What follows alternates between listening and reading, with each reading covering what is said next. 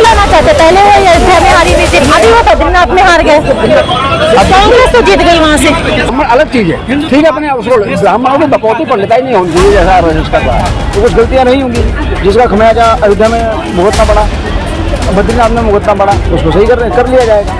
ये आपको लगता है कि जितने मुस्लिम हैं वो बदला ले रहे हैं बीजेपी से? जाहिर सी बात है, अगर एनडीए जीत जाएगी तो लोग कहेंगे ईवीएम खराब है, सरकार वहाँ पे बनी हुई इसलिए जीत गई। मतलब ये जनता की भलाई की वजह से ये बीजेपी अपने आप को हराएगी।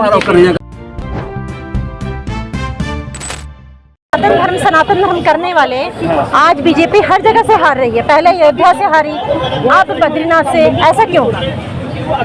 देखिए, चुनाव है, हार जीत लगी रहती है, इससे सनातन धर्म का कोई लेना देना नहीं। लेकिन जहाँ पे वो राम को लाए, क्या राम उनको नहीं लाना चाहते? पहले वो अयोध्या में हारी बीजेपी, आपको इतनी जानकारी होगी। अभी वो बद्रीनाथ में हार गए, कांग्रेस तो जीत गई वहाँ से। हिमाचल में सरकार किसकी है? कांग्रेस की ही सरकार है ना। तो जेन्युइन सी बात है, 3 सीटें वो जीते हैं, 1 सीटें भाजपा जीती है। तो उसमें मैं इस बात को बुरा नहीं मानता। उपचुनाव में देखिए ऐसा होता है कि कोई जो सत्तारूढ़ दल होता है उसी का फायदा होता है। ममता हो जाती है, ममता बनर्जी 4 की 4 सीटें जीती हैं, वहाँ भी तो भाजपा और कांग्रेस लड़ रहे थे, वहाँ तो कुछ नहीं हुआ। बिहार में जो चुनाव हुआ है वहाँ एक निर्दलीय ने इंडी और एनडीए दोनों को हरा दिया। लेकिन आपको लगता नहीं कि जहाँ जहाँ से उम्मीदें हैं बीजेपी को जीतने की, वहीं से बीजेपी हार रही है? नहीं, मैं इस बात से सहमत नहीं हूँ। देखिए, ऐसा है कि जब उपचुनाव होते हैं तो जहाँ सरकार होती है लोग मोस्टली सरकार के ही फेवर में वोट करते हैं, इसलिए कि उनको पता है कि भैया 4 साल यही सरकार चलने वाली है, इसलिए उनको वोट दिया जाता है। 4 साल चलने वाली से जिताएंगे, हराएंगे?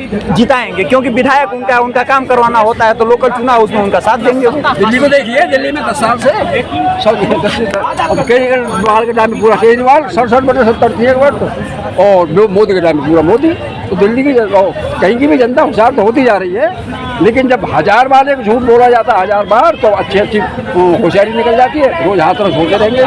जनता होशियार हो रही है, मतलब क्या कि वो समझ दिल्ली की जनता, हाँ, दिल्ली की जनता बदनाम हो चुकी है, ये तो चालाकी की हद तक होशियार हो चुकी है। मोदी केजरीवाल के टाइम में पूरा केजरीवाल फ्री खाने के लिए, फ्री चीजों के लिए, और मोदी के टाइम पे मोदी इंटरनेशनल एक फैन के लिए। तो होता है थोड़ा पंपन में, जो आपने कहिएगा मंदिर के आसपास हार है ना बीजेपी का, ये बहुत बड़ी हार नहीं है, क्योंकि काम हो गया। एंटी गवर्नमेंट वोटिंग होती है 10-20 साल बाद। बहुत बड़ी हार नहीं, लेकिन हार तो है। हाँ, हार तो पक्का है। जो 400 पार जीरो पार जैसा हो रही है, जो एनडीए को लाना पड़ा। यहाँ पर नायडू और नीतीश जिस तरह अपना वहाँ मलाई मार रहे हैं, दोनों पीएम अपने आके, वो कुछ दखल नहीं देंगे उसको। अटल जी जैसे, अटल जी को देखो, वो नायडू तंग करता था, फर्नांडीज दौड़ते दौड़ते थक गए थे बेचारे, वो कहा अटल जी तो अच्छे आदमी है, ऐसा ये कुछ नहीं करेंगे, ये चलने देंगे, तो अपनी मलाई भी मार देंगे। तो जनता होशियार होगी क्या? मतलब जनता समझ गई कि मोदी जी जो वादे करते हैं वो ठीक से निभाते नहीं है? मेरे ये सब हो चुका है, ये मैं सॉल्यूशन पा रहा हूँ, आपको सॉल्यूशन पहुँचाइए। एक जिससे हमारा आरएसएस, मैं मोदी को इतना बड़ी गाली जैसा दे गया, जग में आरएसएस है, जाति से मैं पंडित ब्राह्मण पैदा हुआ हूँ, ये पंडिताई ठीक नहीं है। पंडिताई मुझे सफेदी आने लगती है आपकी, ये पंडिताई होती है। ब्राह्मण अलग चीज है, ठीक है, अपने उसको ब्राह्मणों की बकौती पंडिताई नहीं होनी चाहिए जैसा आरएसएस कर रहा है, ये गलत हो रहा है। और जब जातिवाद का मसला नहीं है, जातिवाद का मसला नहीं है, आइए कांग्रेस आरएसएस जैसा ही कांग्रेस जातिवाद का मसला नहीं है, मसला ये है कि बीजेपी हार रही है। क्या लगता है जनता को? बीजेपी बेचारी क्या है, बीजेपी जो कुछ है ही नहीं। जनसंघ होता था हमारे टाइम में, बलराज में तो भी मरे हैं, मोदी के टाइम में हम मिलते थे राजनगर में, जाकर बैठते थे राजनगर में। तो बीजेपी क्या होती है, पार्टी क्या होती है, बेचारी क्या है? हाँ, तो विचार किया है ना सॉल्यूशन के, जहाँ आदमी है उस तरह के ही। क्या सुझाव है आपका? पहले मैंने पूरी बात सुनी नहीं। बीजेपी मुद्दा ये चल रहा है कि अभी जो पिछली बार अयोध्या से हारी बीजेपी, सीटें कम आई, हार गई वहाँ से, अभी बद्रीनाथ से उपचुनाव में हार गई। तो क्या लगता है आपको, जहाँ पे सनातन धर्म का ज्यादा बोलबाला है और बीजेपी भी सनातन धर्म करती है, तो वहाँ से हार क्यों? कांग्रेस जीत रही है। या तो पहले इनसे बात कर लीजिए, मेरे से बात कर लीजिए, बहुत ज़्यादा शांति से खड़े रहिए। ऐसा देखिए, जहाँ पे जो काम करता है उसमें खामियां होती है, गलतियाँ उसी के काम में होती है। जो काम करेगा ही नहीं उसमें गलतियाँ कहाँ से होंगी? तो कुछ गलतियाँ नहीं होंगी, जिसका खमियाजा अयोध्या में भुगतना पड़ा, बद्रीनाथ में मुकदमा बड़ा, उसको सही कर लिया जाएगा।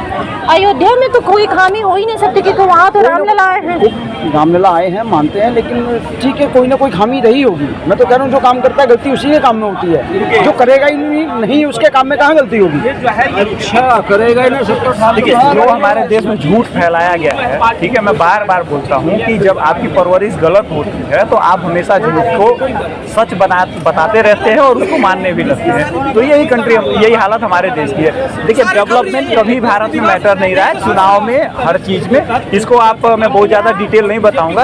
अरशद मदनी जी का बयान है, ठीक है, उन्होंने कहा था कि मुसलमानों ने अपना बदला 2024 के चुनाव में ले लिया। अब जिसको समझ में आता ठीक है, जिसको नहीं समझ में आता उसको मैं कुछ नहीं कहूँगा। उसके लिए इतना ही कहूँगा कि आप जाके 1946 के इलेक्शन का रिजल्ट देख लीजिए। ये आपको लगता है कि जितने मुस्लिम वो बदला ले रहे हैं बीजेपी से? जाहिर सी बात है, अगर उनका कोई सरगना ये बात बोल रहा है तो वो उसको तो मानना पड़ेगा ना। मैं अभी जो चुनाव होने वाले हैं, जो पिछले चुनाव हुए उनका रिजल्ट तो जनता के सामने, जो चुनाव होने वाला है उसमें क्या लगता है कितने प्रतिशत का? वो कोई फर्क नहीं पड़ता। जिस पार्टी की सरकार होती है उसको ही कैंडिडेट जीतते हैं, क्योंकि वो वहाँ की जनता के फायदे में होता है। ये नॉर्मल सी थ्योरी है। अगर एनडीए जीत जाएगी तो लोग कहेंगे ईवीएम खराब है, सरकार वहाँ पे बनी हुई इसलिए जीत गई। अगर इंडिया गठबंधन जीतता है तो लोग कहेंगे कि भैया हमने तो मोदी को हरा दिया। बस यही है। तो इस पे बात पर बड़ा ध्यान देने वाली बात नहीं है। उपचुनाव का कोई मैटर नहीं होता, इसका कोई लेना देना नहीं होता है चुनाव से। उदाहरण के तौर पे पश्चिम बंगाल में बीजेपी लड़ी थी, अच्छे से लड़ी थी। रिजल्ट क्या आया? वहाँ की सबसे पावरफुल मिनिस्टर मुख्यमंत्री जो थी ममता बनर्जी, वो शुभेंदु अधिकारी से अपनी सीट हार गई। उनकी पार्टी 200 सीट जीती। इसका मतलब ये हुआ कि ममता बनर्जी की पार्टी चुनाव हार गई? नहीं। तो ये इस तरीके के चुनाव में घटनाएं होती रहती हैं और लोगों को ये अधिकार है कि वो जिसको चाहे वोट करें। बस 2024 के इलेक्शन का आपके चैनल पे बता देता हूँ, अगर बीजेपी 400 के पार गई होती तो जो फ्रांस में हुआ था वही इंडिया में हुआ होता और ये पूरा इलेक्शन डिफाल्टर घोषित कर दिया। अच्छा, मतलब वो 400 पार नहीं गए, इसका मतलब चुनाव जो हुए हैं बहुत 10 साल के बाद इसकी सत्यता सामने आएगी। इसमें क्लियर निकल के आ जाएगा कि भाजपा जानबूझ के चुनाव हारी। अच्छा, मतलब आपको लगता है जो 400 पार का नारा था वो उन्होंने जानबूझ के हारा है? भैया 1 घंटे तक इलेक्शन तक कोई अपडेट क्यों नहीं आया? कौन से न्यूज़ चैनल पे अपडेट आया? भाजपा 342 के आसपास चल रही थी, ये लोग 200 के आसपास थे। उसके बाद 11:10 से शुरू हुआ, 12 बजे तक कोई रिजल्ट ही नहीं आया। पूरे न्यूज़ चैनल पे 1 घंटे तक साइलेंट रहा। इलेक्शन कमीशन की वेबसाइट खोल के देख लीजिए, कोई अपडेट नहीं है। 1 घंटे में ऐसा क्या हुआ कि अचानक से सीटें इनकी कम हो गई और इनकी ज़्यादा हो गई? उसके 1 दिन पहले तो भी कुछ बोला गया था। क्या बोला गया था? पंजाब हो, दिल्ली हो, यूपी हो, जहाँ भी हो, आप लोग चुनाव में जाइए, पूरी तैयारी के साथ जाइएगा। अगर भाजपा के वोट बढ़ते हैं, इस तरीके की घटना होती है तो पब्लिक जहाँ काउंटिंग हो रही वहाँ विद्रोह करने से मत डरिएगा। सोचिए सीआईएसएफ और चुनाव आयोग वाले अगर गोली चलाते 4 जून को तो भारत का आज डेमोक्रेसी की क्या हालत हुई। मतलब ये जनता की भलाई की वजह से ये बीजेपी अपने आप को हराएगी। ये रिजल्ट आपको 10 साल के बाद समझ में आएगा। जिसको डाटा कनेक्ट करने आता है वो समझ जाएगा, जिसको नहीं आता उसको मैं नहीं समझा सकता। जी, बहुत बहुत धन्यवाद।